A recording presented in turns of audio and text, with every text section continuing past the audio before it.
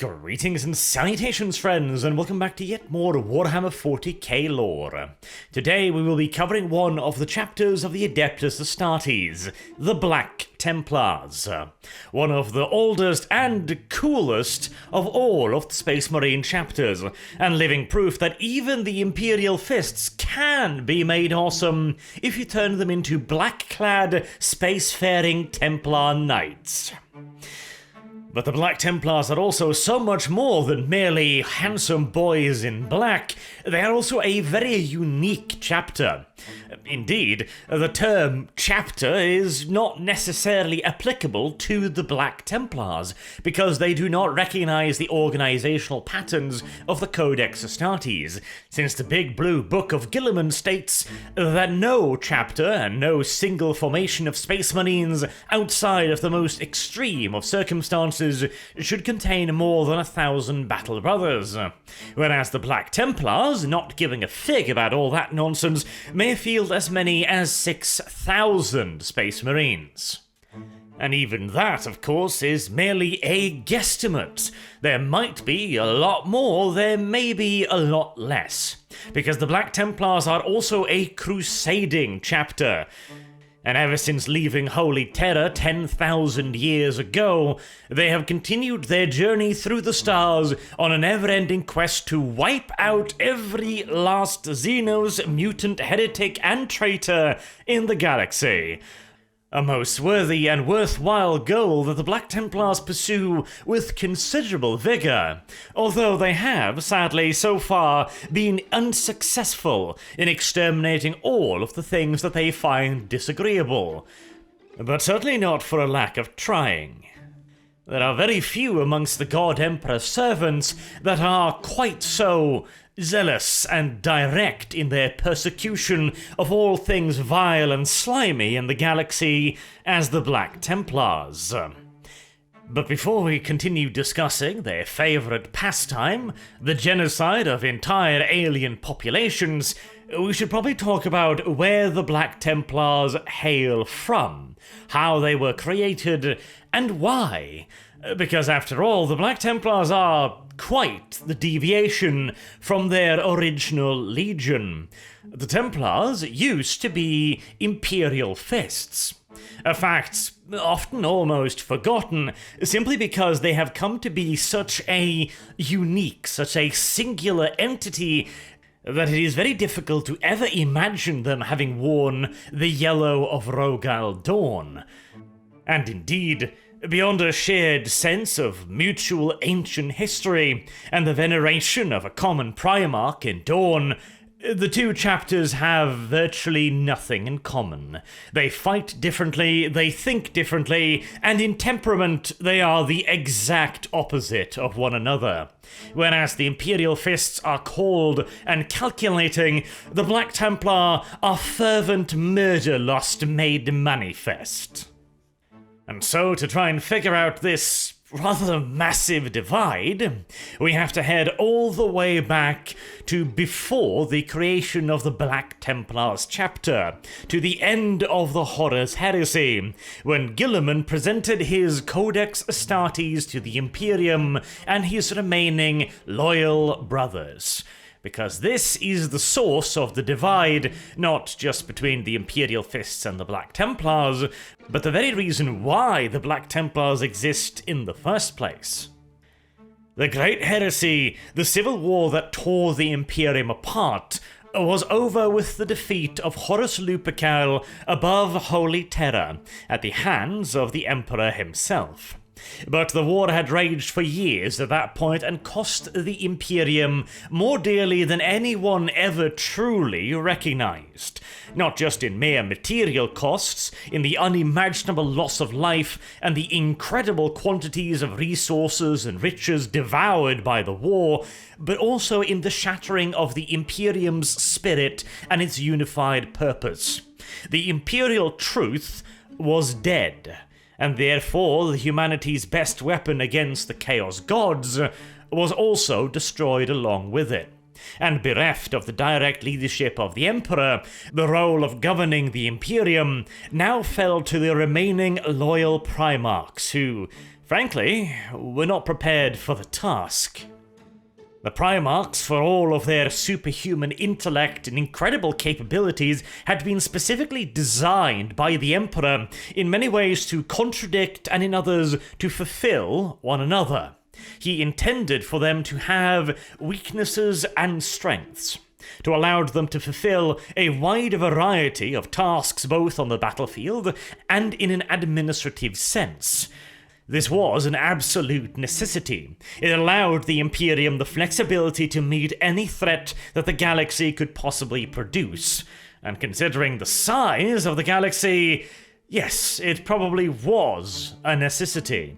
However, it also was a potential weakness because it assumed the presence of a single guiding, unifying force in the form of the Emperor. So long as he was around, everything was hunky-dory. But he wasn't around anymore, and so the Primarchs, all set upon wildly different paths, quickly fell to squabbling amongst one another.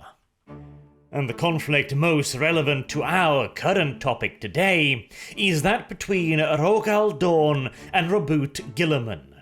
For Guilliman had a very firm plan of what the Imperium should do next, and more specifically, what the Legiones Astartes needed to do next. Guilliman stated that the very reason why the Imperium had been torn asunder in the first place was because the Legiones Astartes focused far too much power in the hands of far too few.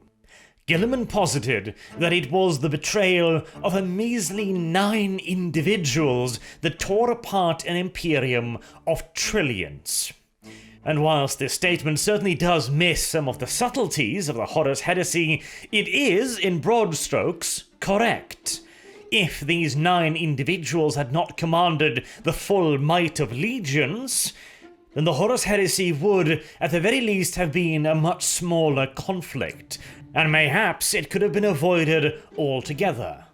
And so Guilliman proposed to implement his Codex Astartes across all of the remaining loyalist legions. And whilst the Codex would introduce sweeping reforms to virtually every facet of the legions, by far the most drastic and stand out of the reforms was the one relating to the size of the new formations. There had previously been no actual limitation as to the numbers that a legion could possess, whereas under the Codex Astartes, all of the remaining loyalist legions would be split into several independent chapters, and each chapter should not consist of any more than 1,000 Space Marines. Through this divide, Guilliman intended to prevent another heresy, since even if one of these chapters became corrupt, a mere 1,000 Marines would not be enough to destabilize the Imperium. Furthermore, splitting the legions into various distinct chapters would also have the perceived advantage of encouraging independent thinking, making these chapters form their own histories, their own traditions, and their own ways of fighting and thinking. Guilliman theorized that this would create chapters with essentially different cultures, and so again, if a chapter was to be corrupted, it would find it very difficult to spread that corruption even to other chapters from the same founding legion, because they would all have changed so drastically as to make it very difficult for one to infiltrate the other without being noticed. And finally, Guilliman put forth the practical argument that 1,000 Space Marines ought to be more than enough to achieve virtually any military objective, and that to gather any more military might beneath a single ruler than what was strictly necessary would only result in that leader gaining an inflated sense of self, a sense of self-aggrandizement, as was the case with the arch-traitor Horus Lupercal. On the other hand, Dorn was outraged and insulted by this idea. Even worse, he thought it dangerous and irresponsible. By splitting up the Legiones Astartes, sure, the Imperium might be made safe from internal betrayal, but what about external enemies? The Legiones Astartes had conquered the galaxy. The Legiones Astartes had defeated Horus Lupercal and his vile traitors. Yes, the Legiones Astartes was a tremendous concentration of force, but it had proven itself to be a necessary concentration. What if the traitor legions returned? What then would the Imperium do? Pray and hope that the enemy would also limit themselves to 1,000 men? Unlikely.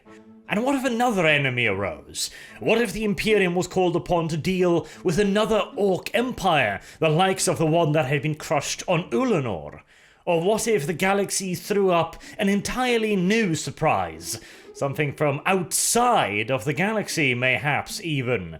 Would this new Codex-compliant Imperium be able to stop this threat? If nothing else, the Imperium's expansion into the galaxy had proven one thing beyond the shadow of a doubt, namely that there was always a bigger, worse enemy out there somewhere. And yet now, Guilliman, in Dorn's view, wanted to break the Imperium's sharpest sword, for no other reason than because Guilliman was afraid of how well it cut. And beyond the blatantly practical arguments as well, Dorn was also personally outraged because of the implications. Guilliman's entire idea of reducing the legions to chapter-sized formations revolved around the inevitability of corruption, that further formations would fall eventually. And Dorn refused to accept this. Dorn was not a traitor. His sons were not traitors. He was not corrupt, nor were they corrupt. And there was no possibility that they ever could be corrupted. No one who had seen the horrors of the heresy could ever possibly be tempted to follow such a path. Now, of course, posterity was to prove both of the Primarchs correct in their arguments in their own ways. But the future, of course, is forever unknowable. And as for the present, the wider Imperium sided with Guilliman. And honestly, it should come as small surprise. The Legiones Astartes had been characters of myth and legend more so than men of flesh and blood. They were the superhuman guardians and warriors of the Imperium. They were the knights in shining armor, ever pushing forth the boundaries of the Imperium and banishing the threats of the Xenos. They were mythical heroes. And that is, of course, all very well and good, very inspirational, no doubt. But when the legend is standing right in front of you in blood-drenched armor, wielding a roaring chainsword and ripping a man in half with no more effort than a mortal man might tear paper, well, suddenly the legend gets awfully real awfully quickly. The illusion had been broken. The Astartes legions were no longer flawless knights in gleaming armor, holding up an impenetrable shield to protect humanity against the darkness. They were now all too fallible. And not only fallible, they had become the darkness. In such a circumstance, it again should come as a very small surprise indeed that great swaths of the human population wanted their power diminished. They wanted to be able to hold them responsible for their actions. They wanted to be able to protect themselves against their protectors. Though despite the mounting pressure against him, Rogal Dorn continued to hold out against repeated and ever more urgent demands that he make his legion compliant with the Codex Astartes. And it was not until after the events of the Iron Cage that Rogal Dorn finally relented and split his Imperial Fist Legion into 5. He created 4 new chapters: the Crimson Fists, the Excoriators, the Fists Exemplars, and the Black Templars, which, along with his own Imperial Fists, now reorganized after the events of the Iron Cage, became the 5th chapter. And so our boys in black returned to the stage once more. The Black Templars were formed from the elements of the Imperial Fists that were of a more disagreeable nature. One might even go so far as to refer to them as the malcontent elements of the Legion that viewed Dorn's adoption of the Codex Astartes as little more than a surrender. And from Dorn's point of view, it would of course make a great deal of sense to organize all of these free thinkers and their ideas into one single chapter, where they could not exert any undue corrupting influence upon the others. The Crimson Fists were formed from the Legion's newest recruits, the younger elements of the Legion, led by a handful of veteran Fists.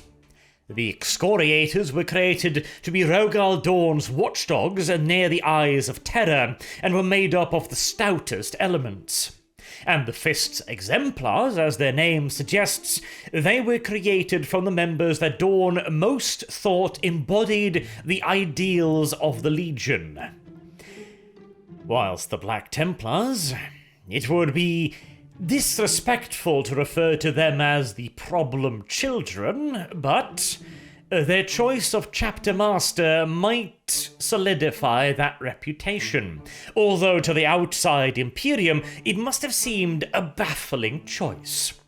The command of the Black Templars chapter fell to Sigismund, Rogal Dorn's closest and most trusted of advisors, his right-hand man and captain of the first company of the Imperial Fists Legion. This would undoubtedly have seemed a very strange choice for those around at the time. Surely Sigismund should have been given command over the Fists Exemplars, or have remained at Dorn's side. And yet, he had been handpicked by the Primarch himself to go lead the cantankerous rabble of the Black Templars. Very odd indeed, but of course, behind it all, the reasons were quite obvious. For Sigismund was no longer Dorn's most trusted lieutenant. Sigismund had in fact betrayed Dorn's trust and been disavowed by Rogal Dorn for doing so. Sigismund, like many others, had, when he heard of the heresy, had his entire worldview thoroughly shaken. The idea of Astartes fighting Astartes was considered by most Space Marine legionnaires to be an impossibility, something that simply could not happen. It would be as ridiculous as water suddenly starting to flow upstream. It simply could not happen. And yet, fully half the legions had turned away from the Emperor and sided with Horus Lupercal. For many, this was their entire world simply turned upside down, and one of those many was Sigismund. And with his old world in ruins, he then came into contact with a certain individual by the name of Euphrates Keeler, the woman that was to be one of the very first Imperial Saints. She gave him a prophecy and a vision, and she gave him faith, in the more literal sense this time around. Her prophecy stated that Dorn would need Sigismund before the end, and so when Dorn ordered Sigismund to take a relief force to Istvan to establish precisely what had happened to the punishment expedition sent out to bring Horus Lupercal to justice, Sigismund refused. He requested that somebody else be given that command and that he be allowed to stay with Dorn. Rogal Dorn, not knowing anything about Sigismund and his prophecy, simply accepted. He did not even pry too deeply, he simply assumed that his old friend had a good reason for what he was doing. But Sigismund couldn't keep this a secret from Dorn for long, and eventually he confessed his reasoning, and Dorn was angry. Very angry. Remarkably angry. Dorn is a controlled individual, but when he gets pissed, he stays pissed.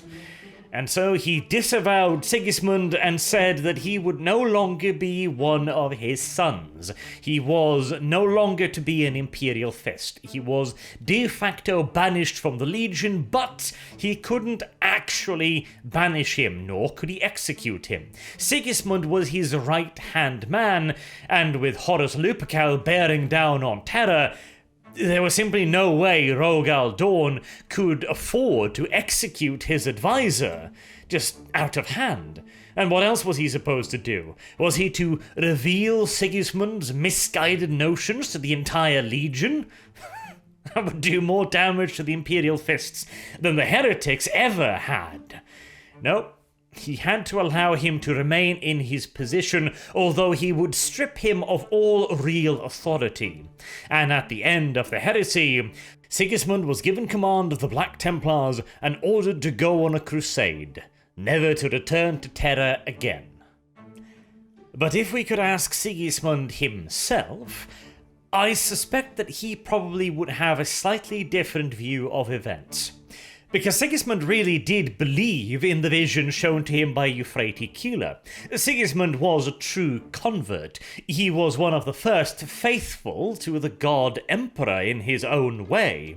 He became the first champion of the emperor. And when he left Terra to take up his crusader vow, I do not believe he needed much persuasion, and every single High Marshal of the Black Templars ever since Sigismund's death has also willingly taken up the Crusader vow, to continue their quest to cleanse the galaxy of everything that Big E would not approve of. And Sigismund's influence did not end there. He had a profound effect upon the Black Templars. They became formed, more in his image, I would say, than in that of Rogal Dorn. The crusade, the practice of choosing an emperor's champion, and the usage of devotional chains. The devotional chains part in particular is a little bit interesting. They are ritualistic chains tied around the weapon hand and, of course, the weapon of the battle brothers wielding them. It is both to avoid the weapon slipping out of the battle brother's hand and also to act as a ritualistic reminder that once a Black Templar has taken up his arms, he will not put them down until the enemy has been utterly defeated. And those are, of course, two wonderful reasons in and of themselves. Not losing your weapon in the midst of combat is certainly beneficial, and reminding yourself to not stop killing until the enemy has stopped twitching can also be useful in certain circumstances. But the really interesting part is where this all came from. Obviously, the Black Templars got it from Sigismund, but where did he acquire the habit of chaining his weapon to his wrist? It came, you see, from a source that the Black Templars would probably strongly disavow, and if you were to bring up this ancient history to them, I'd be very surprised if you survived the conversation. For you see, Sigismund learned this little trick in the gladiatorial pits of the World Eaters' Legion, Astartes. Before, they were traitors, of course, but that particular little detail is, frankly, not really important. The World Eaters were never the most stable of chapters, and these days their reputation is, not very good. The mere mention of the World Eaters' Legion is likely to get you executed right then and there. Never mind if you then go on to suggest that one of the holy traditions of the Black Templars actually originate from a band of corn-worshipping savages. And now that we're finished with the Black Templars' origin story, we can finally get into the specifics of the chapter as they are found in modern-day 40k. And there are quite a few interesting, unique aspects of the chapter. First and foremost, let us discuss what it means to be a crusading chapter, and what makes that so very different from all of the other non-crusading chapters of the Adeptus Astartes. The most obvious and important difference is, of course, the lack of a chapter home world. Most Space Marine chapters possess a world which is their own, their property, their fief, if you will. It is from this world that they draw their resources, their authority, and also usually their recruits.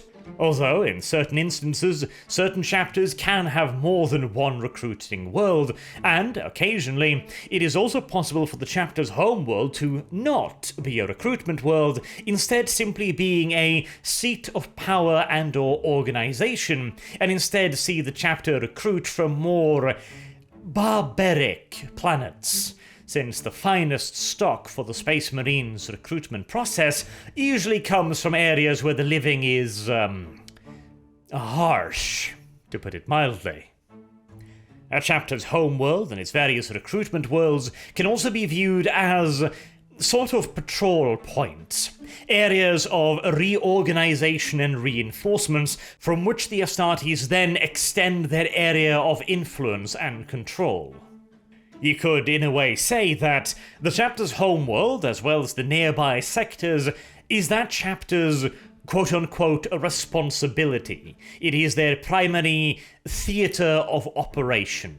Whereas a crusading chapter, which has no homeworld, may go wherever it pleases. And usually this means that they head towards the sound of gunfire as quickly as possible. But this, of course, also comes with some complications.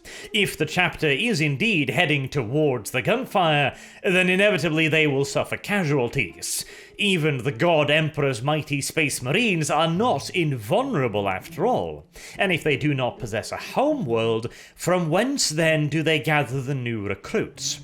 The way in which the various crusading chapters do this can often vary considerably, and some chapters are even fully forbidden to recruit any new recruits if the crusade they are on is of a punitive nature, which is an occasional punishment for those chapters who have done something wrong in the eyes of the wider Imperium. But of course, the Black Templars are not doing this because they are being forced to do so. It is not a punishment for them, it is a choice, it is a duty that they have taken upon themselves. So how do they replenish their ranks? Well, they, instead of picking a single chapter homeworld, or a couple depending on, they instead claim every world that they save as a small bastion, not as their property like a homeworld or as a fief or anything like that. Instead, they will usually establish a chapter fortress monastery, a massive fortification somewhere on the planet. And those who are brave or foolish enough to do so may then present themselves to the Black Templars for a chance to be taken up into their ranks. Very, very few will survive the selection process, and even fewer will survive to become full battle brothers, but it does provide the chapter with a slow yet steady trickle of volunteers.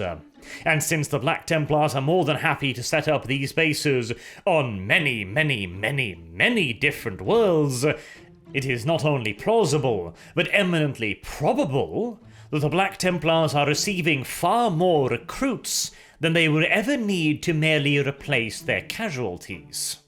And this is where we come to the thorny issue of the size of the Black Templars chapter. A thorny issue in more ways than one. Actually, before I get into this question, their organization and their supposed religiosity, allow me to add in a little bit of a author's note here, yeah? The Black Templars are one of the oldest chapters, and also one of the coolest looking ones. This means that over the course of their existence, not only have they received several codexes from several authors, a surefire recipe for retcon ravioli, but they have also been the subject of several Black Library novels. Novels often made by authors whose idea of research consists of printing out a lexiconum page, wiping their arse with it after a particularly challenging Taco Bell dinner, and then integrating whatever pieces of established lore are still legible. This process has seen the Templars be a Codex-compliant chapter to being more than 6 times the size of one. It has seen them be raging religious zealots, and also have their High Chaplain, the ever-so-famous Grimaldus, by the way, state that they don't actually worship the Emperor at all. Though, bear in mind that that last part was added in by Aaron Dembski-Bowden, someone whose hate boner for the Emperor is of such epic proportions that it rivals that of the Chaos Gods. You should take whatever he has to say about Big E with more than a pinch of good old-fashioned table salt. I even seem to remember a quote by Guy Haley at one point where he basically gave the Superman excuse. You know, the one where an author is asked just how powerful is Superman, and he responded he is precisely as powerful as he needs to be to save the day at the end of the story. And Guy Haley essentially gave the same answer, that the Black Templars are however many they are, depending on what the story demands for them to be. I hate this way of thinking, by the way. I absolutely loathe it, because whilst there should of course be a degree of flexibility within any setting to allow for creativity and the input of the author, you still actually have to take into account the fluff of the setting and the characters for whom you are writing for.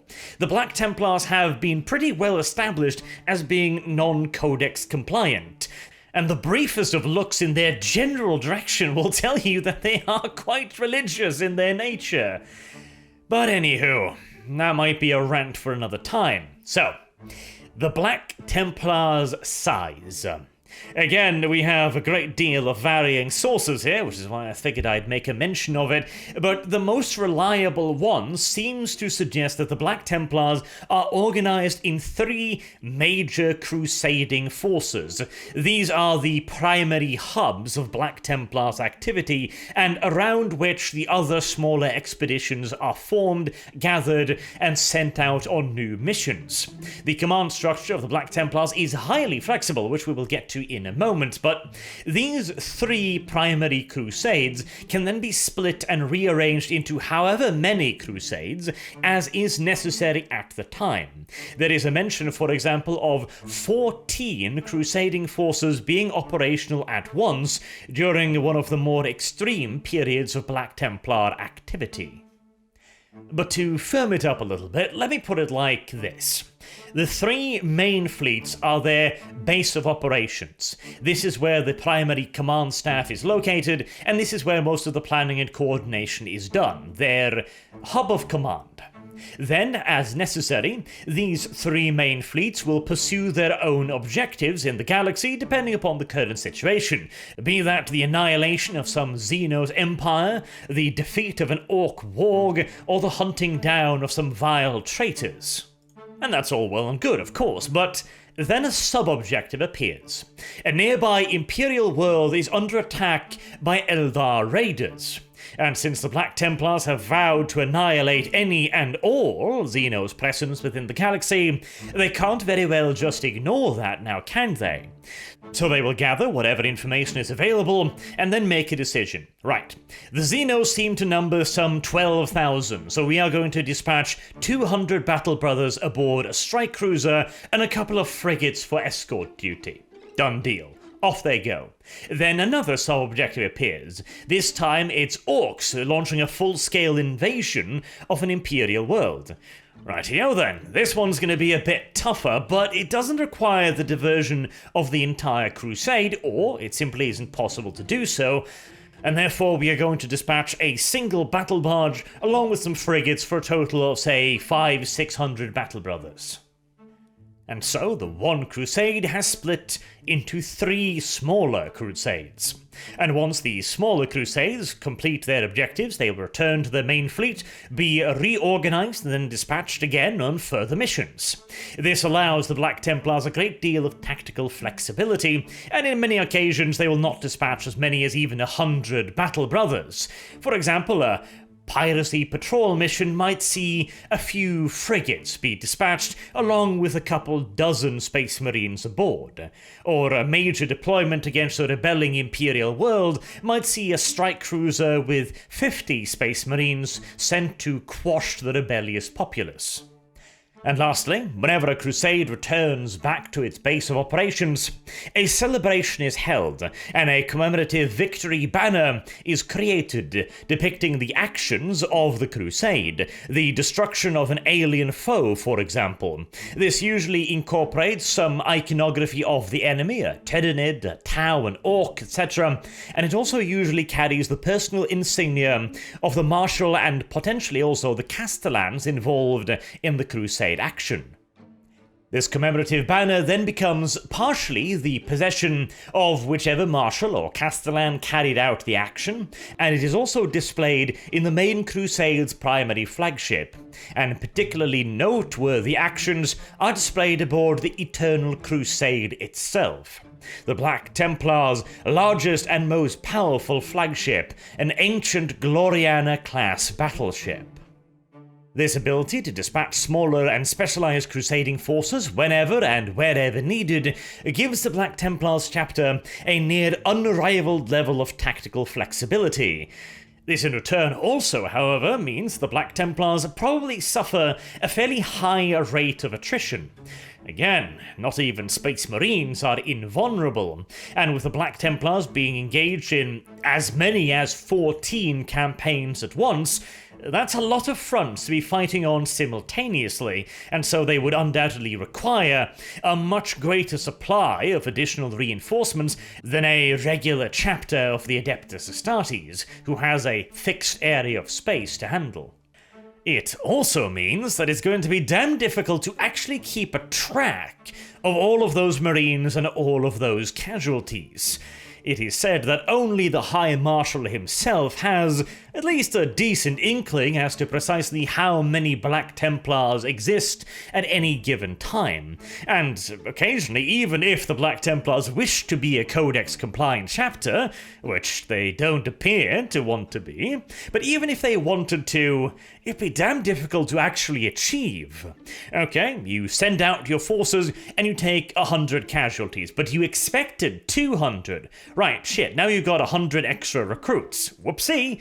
And the next time you send out a large force and it turns out to be an absolute disaster, and you only recruited 100 guys. Again, whoopsie. And considering the Black Templars have been operating without stop in an extraordinarily hostile galaxy for 10,000 years, we can probably assume that the Marshals had been erring on the side of safety for quite some time. And on the note of whether or not they would ever want to be Codex compliant, I don't think they would, and the reason for that is, first and foremost, consider the formation of the Black Templars, the most aggressive, and again, some might say, more disobedient elements of the Imperial Fists. Then add in the fact that they are blood-crazed, religious, mass-murdering psychopaths whose stated goal is to eradicate all non-human life in the galaxy, and then ask yourself the question, does this sound like a bunch of guys who take the Codex Astartes overly seriously? I mean, they don't even really pretend to be Codex compliant in any other way, do they? So why would they give a shit about the limit of 1,000 battle brothers? Now, you could argue that they would give a shit due to the Inquisition. If the Inquisition noticed that they were over 1,000 strong, they may take action against them. But here's the thing. How do you prove that a chapter is non-Codex compliant? You're gonna have to count the Battle Brothers. And with the Black Templars, having them scattered across half the galaxy in up to 14 crusading fleets, how the hell are you gonna go about doing that? First, you have to locate the bastards, then you have to convince them to cooperate enough for you to count them, then you have to locate the next bunch of bastards by the time at which the first group has probably taken casualties, and so you'll have to revise your estimate, and so on and so on. And considering it can take months, if not years, to travel any distance in the Imperium, it is a hopeless task. And why would anyone even begin to do it? The Black Templars are unquestionably loyal. They are amongst the God Emperor's most fervent of servants. Why would the Inquisition even bother? And hell, even if there was some crazy Inquisitor who placed the principle before anything else, he wouldn't have a whole lot of friends. and he'd be making an enemy of the Black Templars. Yeah. There's a very good reason why no one has decided to look too deeply into their numbers. And another reason why the Black Templars get away with it is the way in which their chapter is organized.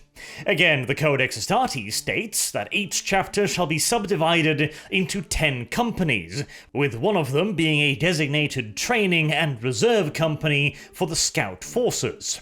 The Black Templars, however, do not give a flying fuck about this and organize their chapter in whatever way they see fit, whenever they see fit.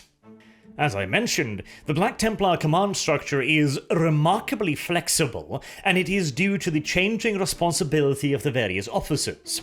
Let's start at the bottom, however. Anyone who wishes to join the chapter starts at the rank of neophyte. This is a catch-all term for people who have just joined the chapter as an aspirant, and all the way up to those who are just about to be initiated into the chapter proper.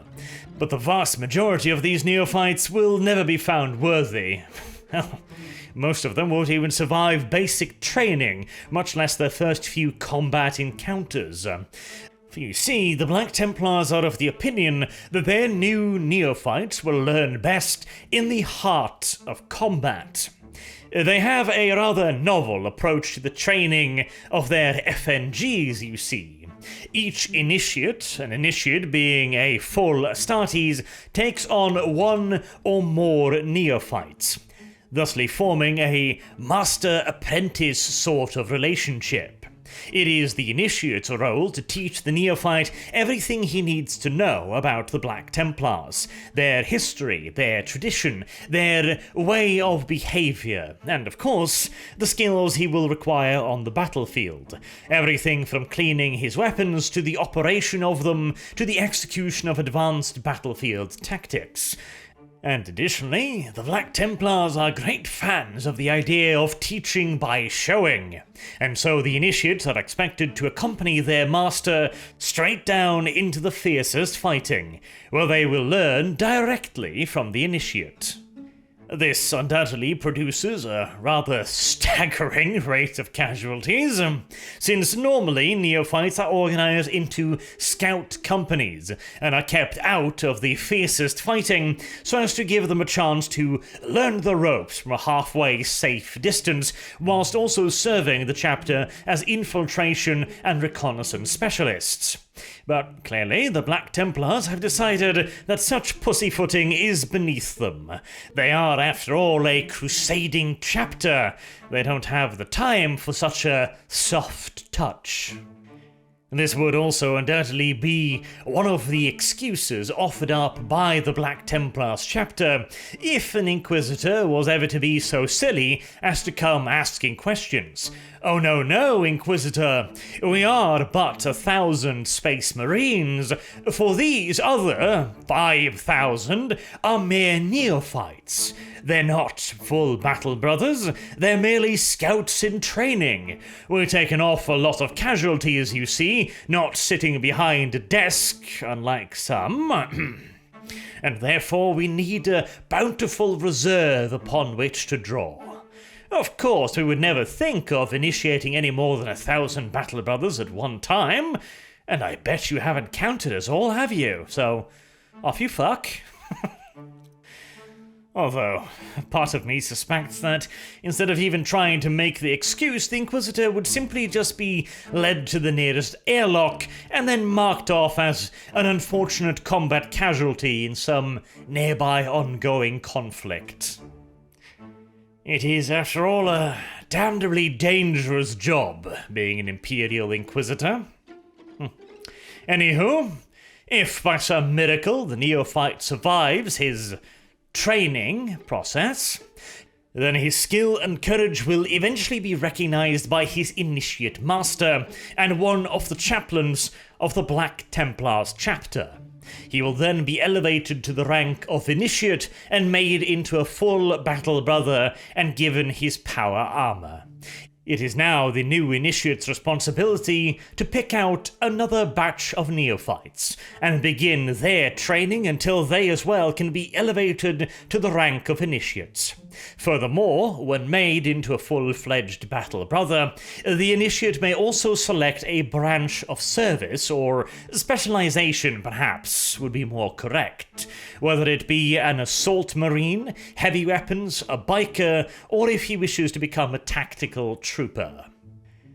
The fresh initiate will then continue to train new neophytes for as long as he remains alive, or until he is elevated to the ranks of the Sword Brethren.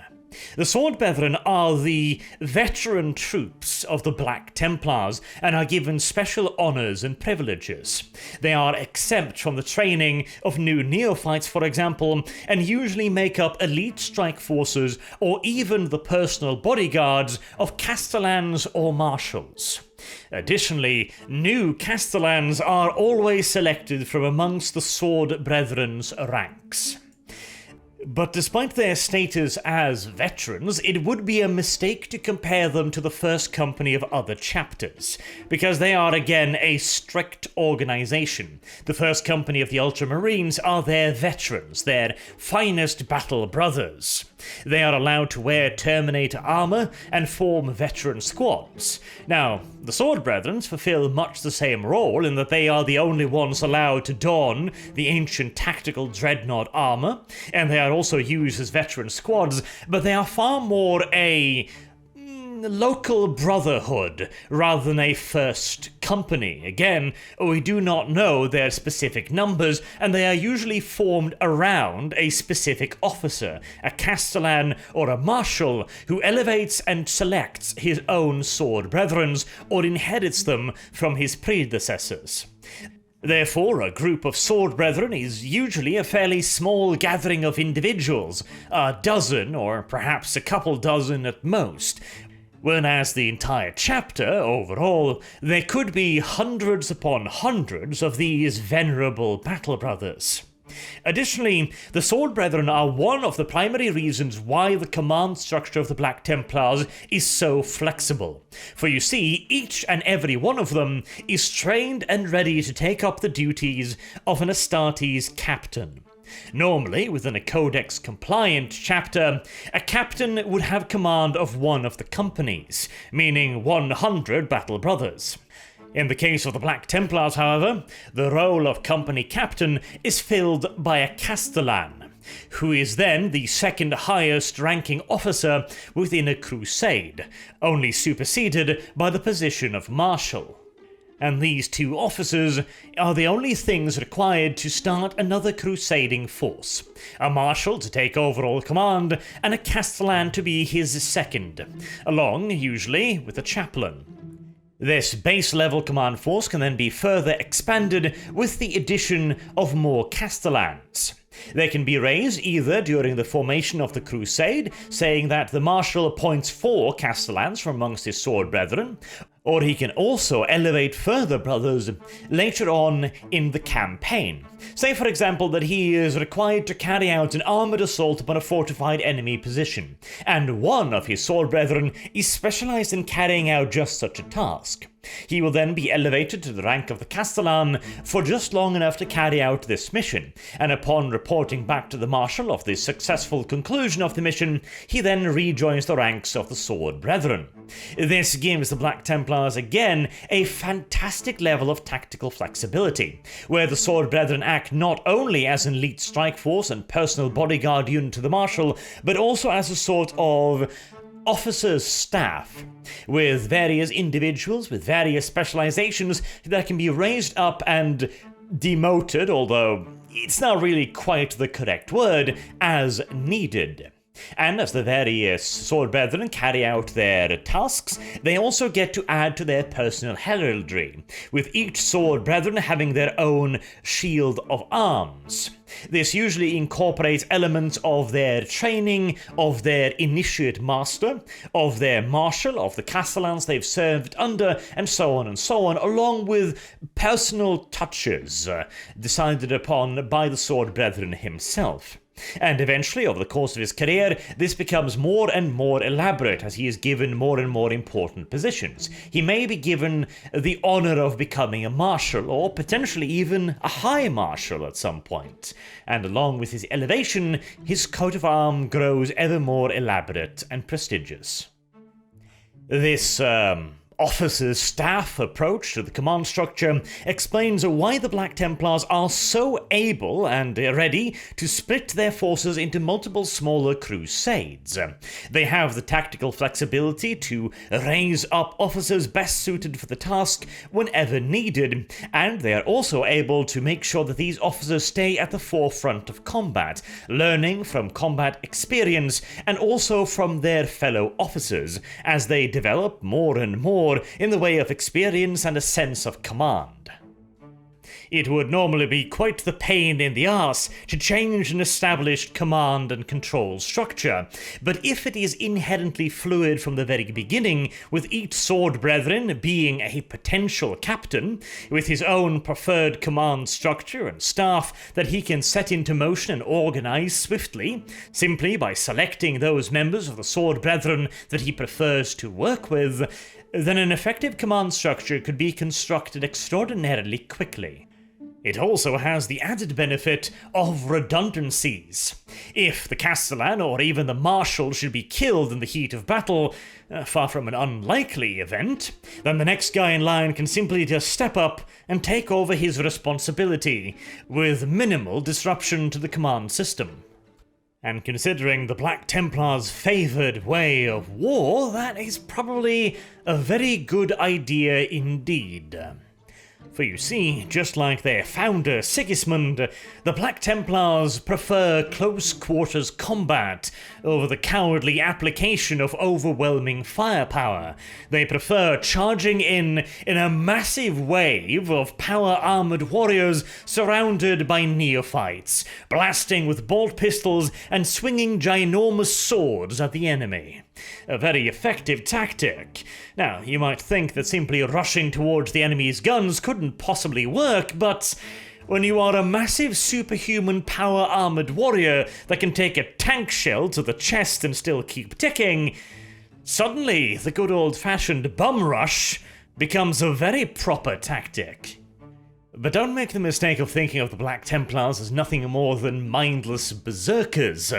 They merely recognize the fact that their superior physiology, strength, armor, and weaponry give them the greatest possible advantage in close-quarters combat.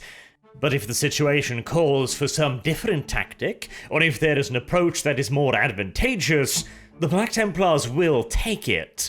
Because, after all, the greatest sin would be to allow the alien to live.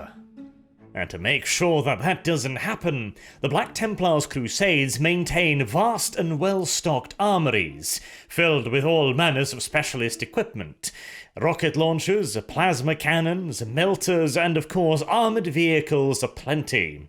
The Black Templars was the first Astartes force to rediscover the STC template of the Land Raider Crusader.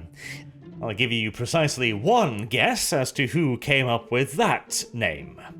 Now, the standard pattern Land Raider is of course a super heavily armoured troop transport with a plentiful complement of Dakka on the side.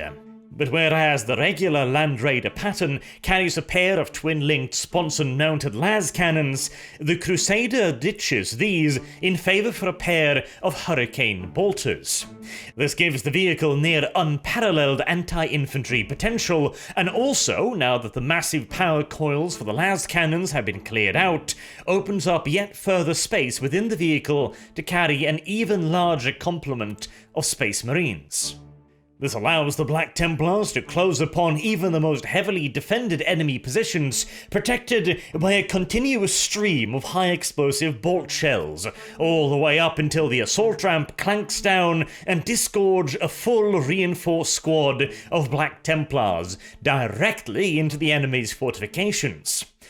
Again, it would be dangerous to make the mistake of thinking the Black Templars are charging the enemy purely because they enjoy the rush of hand-to-hand combat.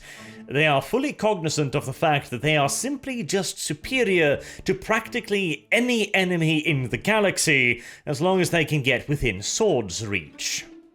And on that note, another somewhat unique aspect of the Black Templars, although not completely unique, is the tradition of choosing an emperor's champion.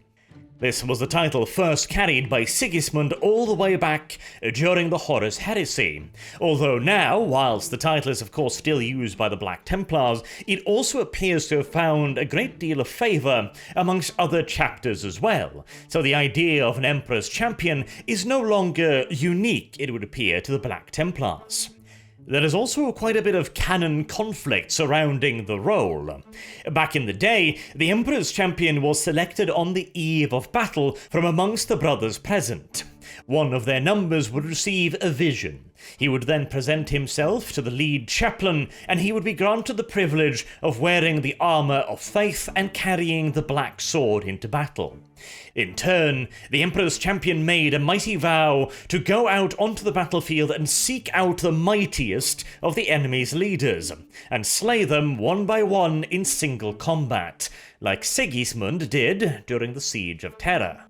In more recent fluff, however, it would appear that there might be multiple Emperor's Champions. There is mention of multiple black swords, for example. And there might also be just a champion, but he is the champion of the entire Black Templars chapter. I have not really been able to find a definitive source on this, though I probably favour the interpretation of there being multiple champions because there is mention, and the models show it as well, that there are probably multiple black swords. And so, presumably, the various crusades appoint a champion when they feel the time is auspicious to do so, when they are facing a particularly vile foe, or when they are about to engage in a decisive battle. And then the unflinching bravery, and undoubtedly the success of the Emperor's Champion in facing down and slaying the mightiest foes the enemy has to throw against them, will inspire the Black Templars to even greater acts of fervour. If such a thing is even possible. The Black Templars are a rather zealous chapter, so let us talk a little bit about their religiosity, because this is a large part of the Black Templars, and also one that has been changed quite frequently, or, well, changed is perhaps a little bit too heavy-handed of a word. The Black Templars, in most of the interpretations I have seen, are stated to worship the Emperor as a literal god. It is also the interpretation that I personally favour because looking at their vows, looking at their insignia, looking at their behaviour, the fluff, their stories, they do appear as if they do, in fact, worship the God Emperor. It seems to make a great deal of sense out from their character, their presentation, their art, etc. Whereas some have stated that, like most Space Marine chapters, they do not worship him as a god, though I would also argue that that axiom is also changing more and more. The statement that Space Marines do not worship the Emperor is repeated often in the Codex Astartes, in the fluff books, but very rarely, if ever, by the authors creating the stories. And frankly, in the 41st millennium, where everyone worships Big E as a literal god, I really do find it difficult to imagine that the Space Marines do not do so at least in some way or another themselves. Though certainly there would also be exceptions. The original chapters, for example, the Imperial Fists, the White Scars, the Space Wolves, these might all remember, although it has been 10,000 years, mind, that the Emperor himself denounced any and all organized worship of him as a god.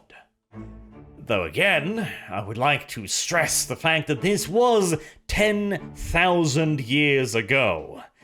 That is an awfully long time to remember the edict of a man that is now by 99% of the human populace considered a god. And as far as the Black Templars are concerned, oh absolutely. As far as my opinion goes, they are most definitively worshippers of the God Emperor. and Arendemski Bowden's hatred of Big E be damned. This worship has also given the Black Templars a bit of a black and white, badumtish, view upon the galaxy. Obviously, they abhor the mutant, the Xenos, and the heretic, but they also hate the Psyker. There are some exceptions. The Imperium's navigators and astropaths are two of them, because the Black Templars view these individuals to be personally blessed and chosen by the God Emperor, and therefore outside of the usual edicts against any and all Psykers. They're also quite buddy-buddy with the Grey Knights, presumably for the same reason, although the Black Templars themselves do not maintain a librarius. They do not maintain psykers of their own, although, again, this is another thing that has been through the retcon grind. To begin with, it was assumed because, well, they hate psykers, so why would they accept them into their own ranks? Surely the God Emperor's fury and zeal is more than enough to overcome any warp sorcery, after all, and, considering the Black Templars have been scouring the galaxy for 10,000 years without pause, you can't really argue that they're wrong, now can you? And besides, if they absolutely need some form of aid against the psychic forces of their enemies, they're best buddies with the Ecclesiarchy and the Sisters of Battle. I'm sure they'd be able to acquire some worthwhile aid should they need it. And all the way here at the end, let us have a little bit of a talk about how the Black Templar stands and are viewed in the modern-day 41st Imperium, whilst they are under the command of Helbrecht, the current High Marshal, and the Supreme Commander of all the other Marshals in charge of their own crusading forces. Helbrecht was elevated from amongst the numbers of Marshals after the death of High Marshal Cordell. All of the commanders of the crusading forces came together and unanimously elected Helbrecht to be the new High Marshal. And to celebrate his recently elevated position, Helbrecht announced the Black Templars would engage in 8 years of what they like to do best: genociding Xenos, and launched a campaign against a race known as the Sithor Fiends in the Ghoul Stars. They were a most vile and evil-looking xeno-species that had reacted with considerable hostility to any and all attempts to probe their area of space, killing and devouring, presumably, anything and everything that they considered to be in violation of their territorial boundaries.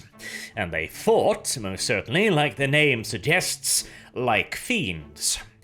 It took the new High Marshal 8 full years to scour their vile presence from every single planet that they had defiled with their livelihoods. Until finally, the High Marshal at the head of 3 crusading forces approached their last planet, their presumed homeworld, only to find it completely and utterly abandoned, with not so much as a singular trace of the Xeno species remaining. This obviously miffed the High Marshal, as he was denied his ultimate prize, but he didn't have too long to sulk about it, since soon thereafter, word came down that the Imperial world of Armageddon was under attack. And it was not the first time this extremely unlucky poor little dirtball spinning through space had been on the receiving end of a ferocious dicking, first at the hands of the demon Primarch Angron, and then at the hands of Gazgul Mag Uruk Thraka, the biggest and the baddest orc to ever cross the galaxy, or at least, so he views himself. And now, Gazgul had returned for a second time, making this the 3rd war for Armageddon. Incidentally, I have an entire video series covering that conflict if you're interested, as it was the first proper, major unified campaign of High Marshal Helbrecht. Although he would play a relatively small part on the surface, he did, however, bring the unified forces of 3 crusades to the world, and the vast naval assets of the Black Templars proved crucial in defeating the orcs in the Void. And when Ghazghul decided to call it quits and attempt to escape Armageddon, the High Marshal was oh so very close to being able to hunt down and finally kill the Orc warlord, but Ghazghul fled into the warp just before the High Marshal could get to grips with his Kill Wrecker spaceship. But despite the flight of his quarry, the High Marshal had gained for himself quite the reputation amongst the other Space Marine forces, and had proven to everyone who might have doubted him that he was more than worthy to take up the mantle of High Marshal.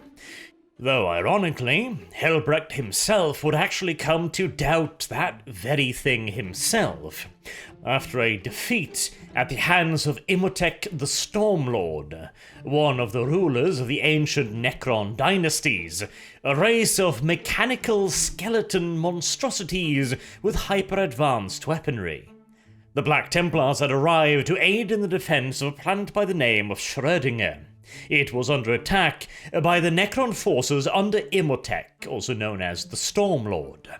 The Black Templars were not able to decisively engage and annihilate the Necron forces, and Helbrecht, leading the assault personally, ended up in a one-on-one duel against Imhotep.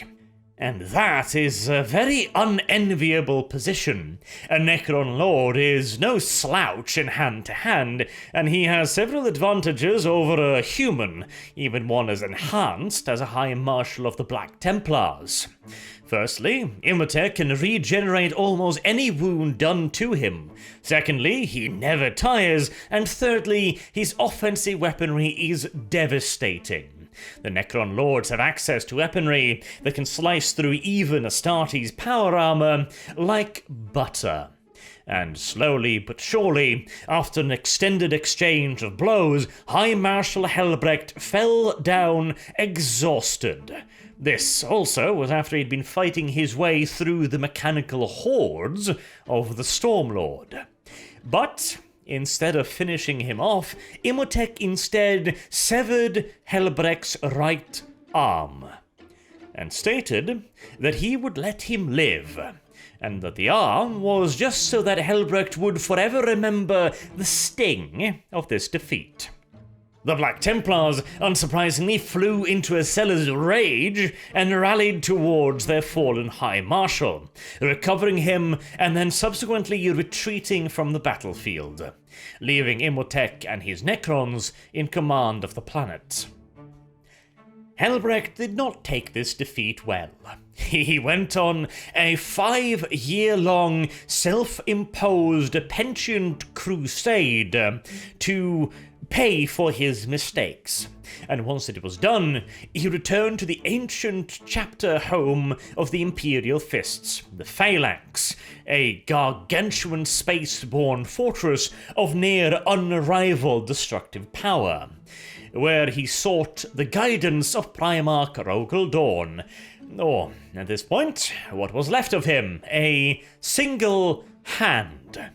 Nothing more of the Primarch has ever been recovered, leading many to suggest, myself included, that Dorn is probably still alive somewhere out there.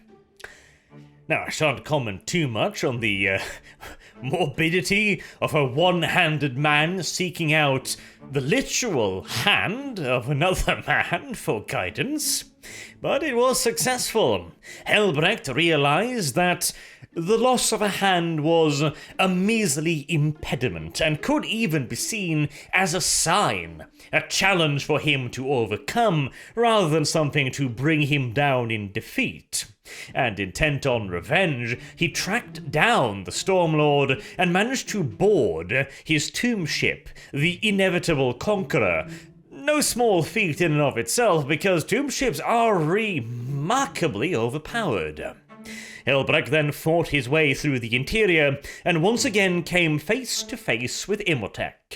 And if you piss off a Black Templar, you really better make sure you kill him. Because Helbrecht wasn't dead, and Imhotep very nearly was, managing to teleport out at the last instant, waiting just long enough to congratulate Helbrecht on their one victory apiece resolution. This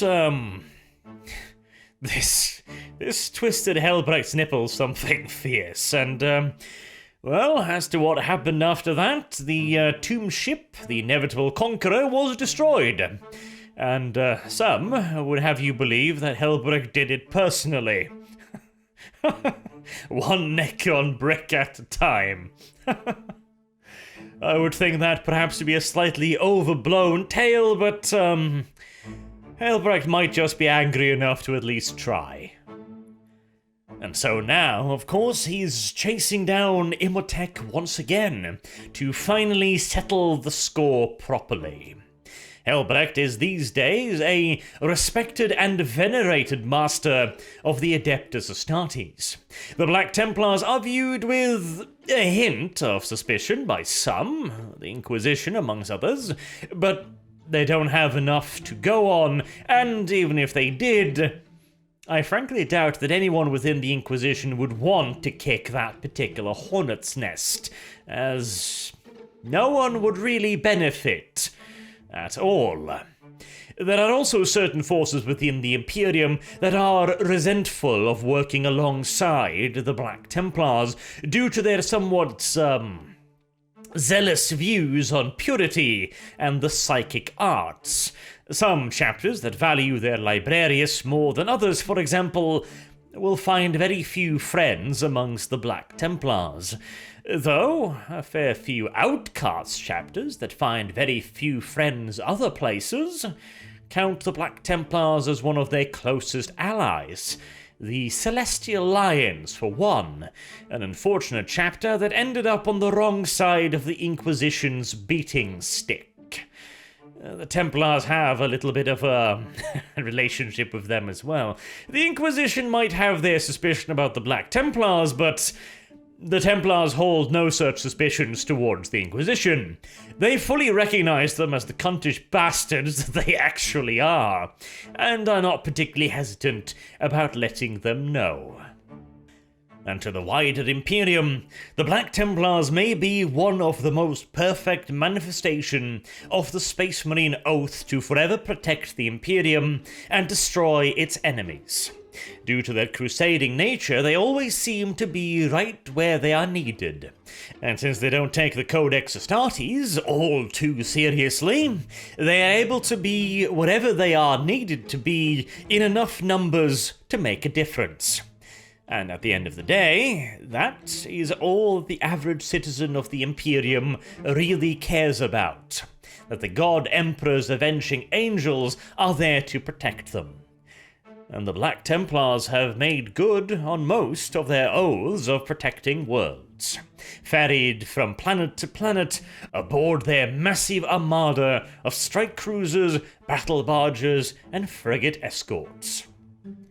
The Black Templars' crusade is far from finished, and as of yet, no force in the galaxy has proven capable of stopping them, and so I am sure they are going to be continuing their purging, crusading ways for another 10,000 years.